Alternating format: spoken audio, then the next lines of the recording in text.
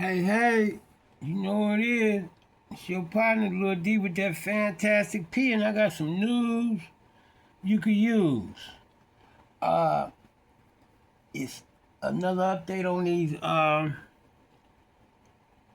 Supreme Court rulings and this immigration tactics and the denial of, the government, the local governments to just ask for some help because there's just too many innocent people perishing in this madness for people to be playing politics and then be based on you need some help, but you want to still be able to keep them programs open that bring $800 million to Chicago coffers. You know what I'm saying? To, them at-risk youth programs and all that, they want to fit that into that budget to plug some holes, so ain't nobody stupid.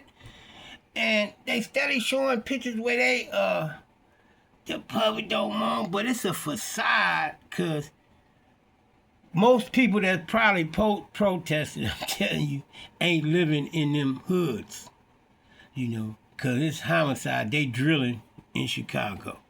So let's listen to what they talking about. That, they create something all the time.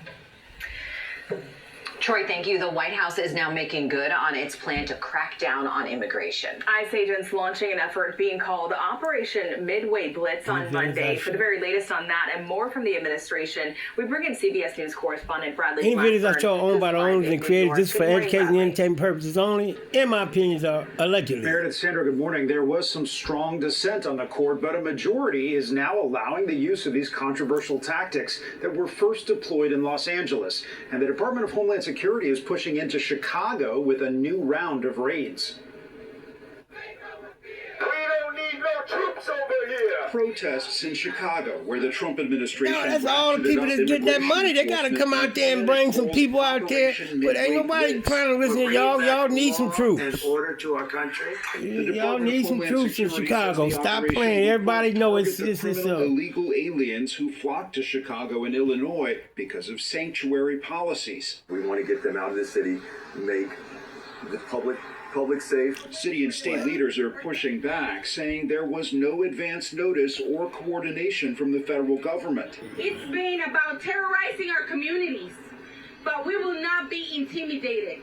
The Trump administration has also surged immigration operations in Massachusetts this week. Also Monday, the U.S. Supreme Court cleared the way for the federal government to resume sweeping immigration stops in Los Angeles for now, freezing a lower court's order that bars stops based solely on a person's apparent ethnicity, their job, or the lower court stopped him, so he waited to go into Chicago. I'm already knowing it's all. Wrote, "We should not have to live in a country where the government can seize anyone who looks Latino, but Spanish, and it always been the policy of there ain't been no morals in this. It's not a nice world, bro. It's not no moral. There's no morals in none of that. The rule of law. Why you're expecting? I don't know why people are expecting all of a sudden after they've been whether to send National Guard troops into Chicago to the descendants of slaves like they didn't treat the people that build the country like they didn't treat us and think they finna get. They're not giving nobody no passes.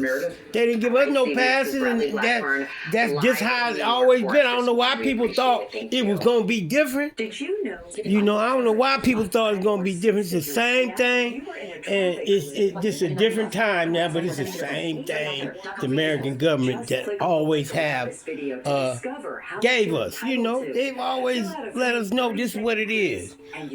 So we ain't stop playing like we surprised now when they doing stupid stuff, but hopefully they can stop innocent people from dying. That's what I'm concerned with the most, is innocent people being killed, and it's like I say, I have empathy for the people being separated.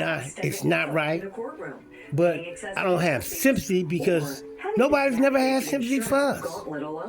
And we still ain't got what we got, but you pay Japanese, you pay the Indian, you make sure the Jewish people was paid, make sure everybody was compensated for all their trouble, but yet the people that built this country, that built a foundation for this country, at a tune of $1.7 trillion a year, and just in the agriculture and tobacco fields, not in selling humans, and you haven't kidnapping them. You haven't compensated. You just acting like everybody was normal, and then talking about slavery was over. You just commit a wrong, and then there's no. You don't punish. You can't punish yourself. But it ain't no punishment if you paying your enemies. You done weaseled out, and then they still, I heard them today talking, how they did the Japanese and the Japanese crime, but the Japanese got paid. The Indians got paid for that. The Jewish people, they talk about the Holocaust, and that was terrible. Everybody got paid, but the slavery never got paid. You never did. You never took care of the people that built a country. And instead of talking about people, talking about you need to go back to your country. No, how we gonna go back if people kidnap people from another country? People be sound so stupid when they say that kind of thing. And then who was in the field? What ethnicity was in the field? Let's just keep it 100. The reparations is an overdue bill, and they pay everybody else. That's why I don't have time to have sympathy for nobody going through nothing, because we still going through it, although we got a lot of people in society that's Africans that think we not. And I don't know how they come to that decision. They invent holidays for days that wasn't hard days, but it's just, life ain't fair. Love me, like me, share me, get me out there, and I love everybody. I holler.